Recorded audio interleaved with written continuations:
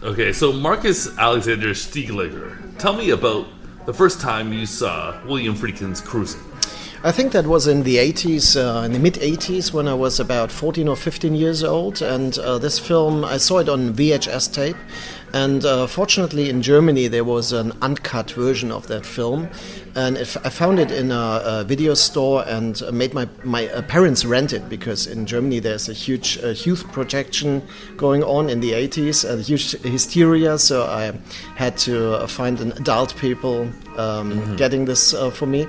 But it made a huge impression on me, because even as a heterosexual young man in the puberty, I was really fascinated by the fetish, underground leather things going on, by the S&M ritual stuff, and obviously by this mysterious murder mystery that Cruisin presents. How do you think the depiction of homosexuality in the film stands up in the year 2020? So the film is now 40 years old, and the film is kind of a document of an era which is long gone by, because it was the pre-AIDS era. And homosexual activity in that era was very free, it was very promiscuous, and it kind of is again today, but it's a different atmosphere, and it's much more dangerous today. At that time, nobody knew about the HIV, so they were behaving in a very free-thinking way, and it was also frequented by people like Michel Foucault, the great philosopher. He was into that scene as well.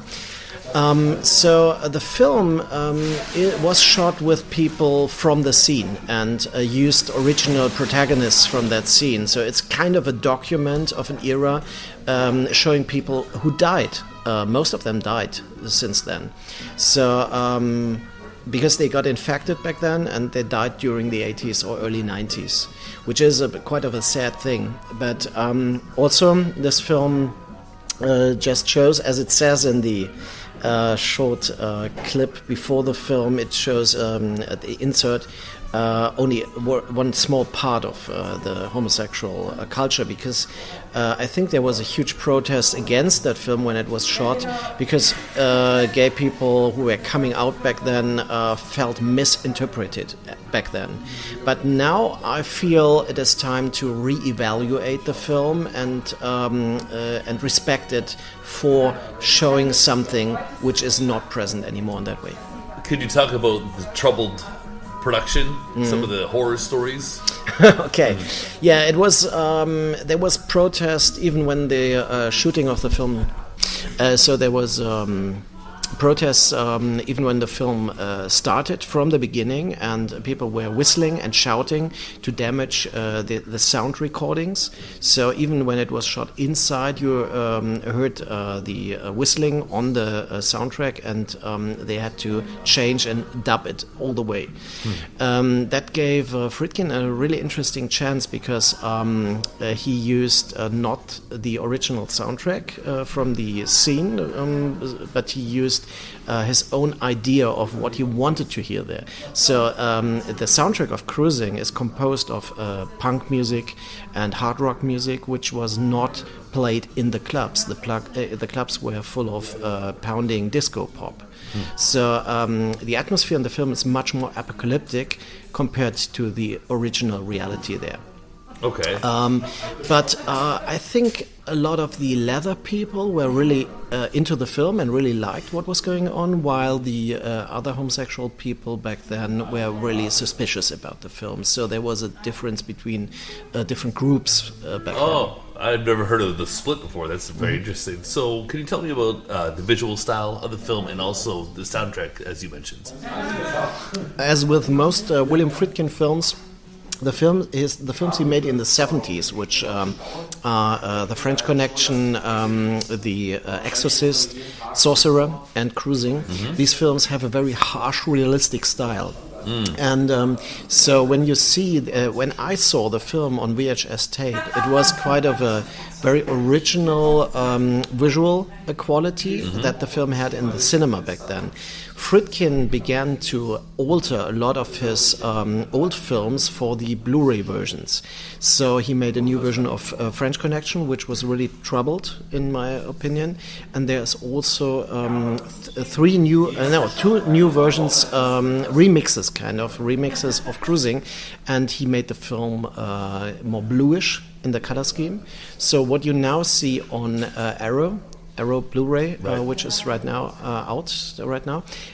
is not the same color scheme that was shown in the cinema. The cinema was more of a realistic atmosphere, and it was brighter lit, while the new version is much more low-key. It's a darker atmosphere, but it's also more artificial. So there's a difference between the different versions. But I would say the film is kind of a neo-noir thriller. So it's a very radical version of a neo-noir thriller with a protagonist which is troubled, which is ambivalent, and gets lost in a world of a crime mystery, a killer mystery. Okay. So why do you believe this film is worth revisiting in 2020?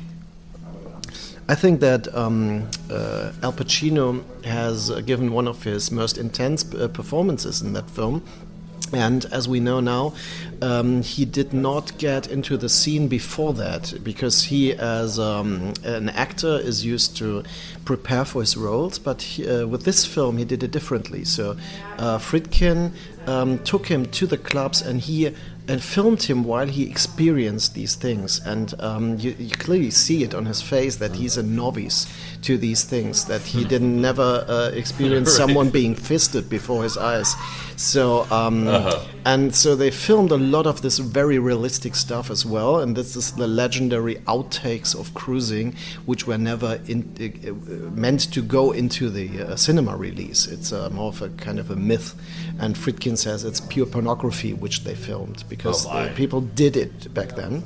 But you see a lot of those things in the film still, but it's not pornographic. It's just close to, you get a sense what is happening there.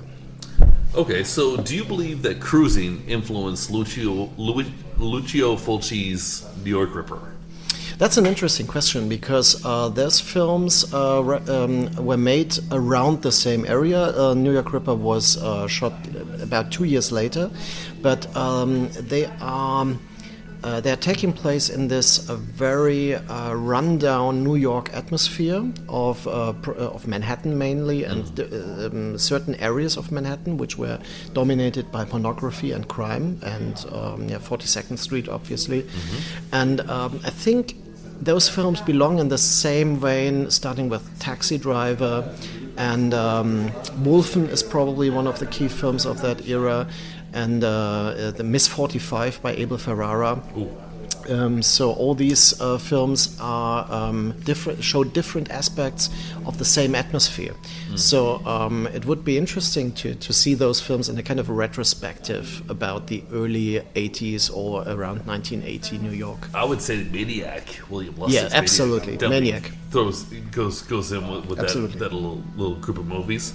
So what do you believe Fulci's strengths were as a director? Fulci is coming from the classical Italian cinema era, which is the after Second World War, the era of the 50s mainly.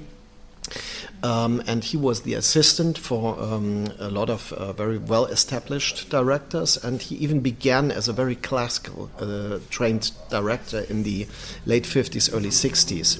He even made comedies, he did a lot of comedies in his early work, and which most people don't know because they see him as a kind of horror director. But he started doing actual horror films as late as in the mid-70s. And before that, there were Italian westerns, there were spy films, there were adventure films, and there were giallo films, like thrillers, psycho thrillers.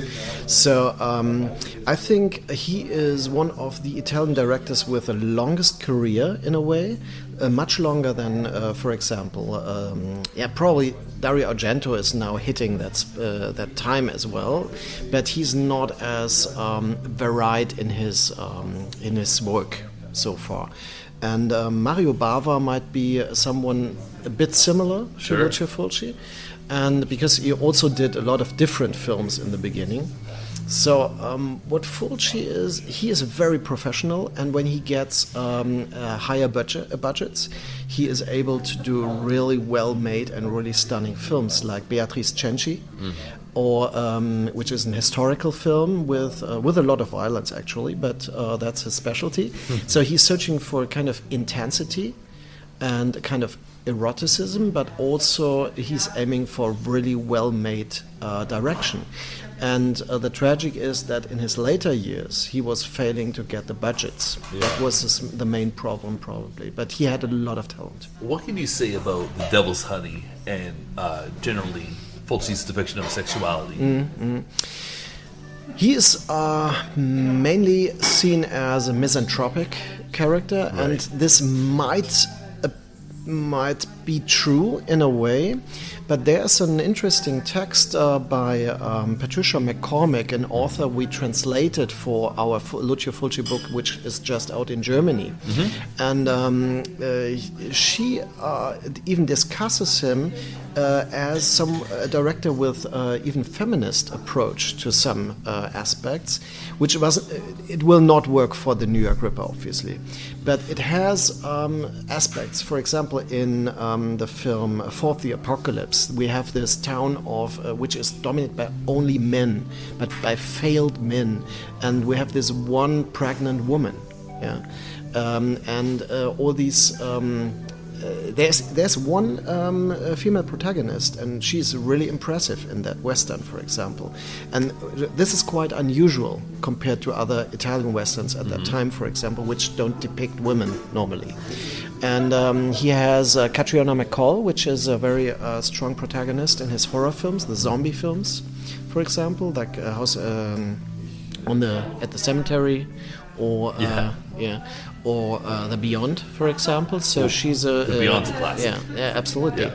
And she's a very strong protagonist. So I would doubt that his approach to filmmaking is generally misanthropic. I think that he has kind of these aspects in his films, but also in Don't Torture a Duckling, there is this woman which is blamed for being guilty of the murders, but she's just kind of a shaman. Right. So Florinda Bolkan is the actress, and she is killed by the mob, and really brutally killed there. And you're with the not chain and everything, absolutely. and the radio music playing. Yeah, it's a really tough scene. It really hurts to see that. It does. So and you really like that character. So this film is ambivalent about female characters. It has the kind of abusive, sexually active woman at the same time as this female victim of the vigilante mob.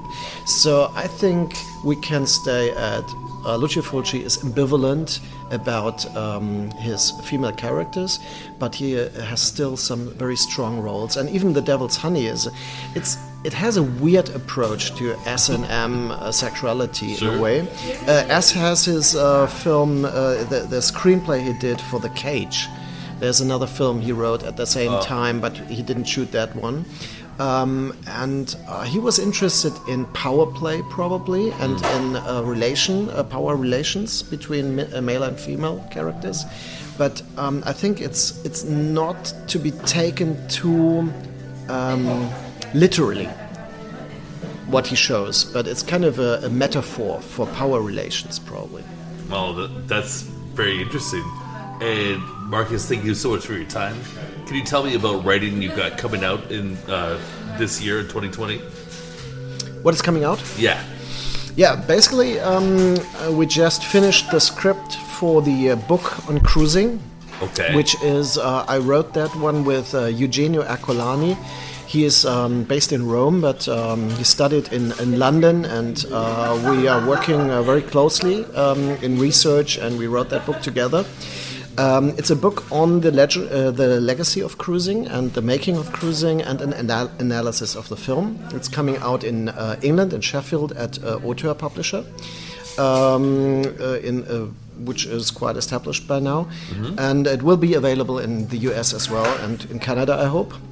Hopefully, let's make it happen. Yeah, and it's my first English-only publication, because I have some writings in English out in several books as chapters, but I mainly publish in German. So, and there will, in Germany, for example, there will be a handbook of genre theory will be out, which has 900 pages. I worked on that for 8 or 9 years now, which is pure madness. And it is definitely coming out in print, but alas, only in German. Okay. But this is kind of a life's work. In a way. Well, thank you so much for your time. I enjoyed it very much.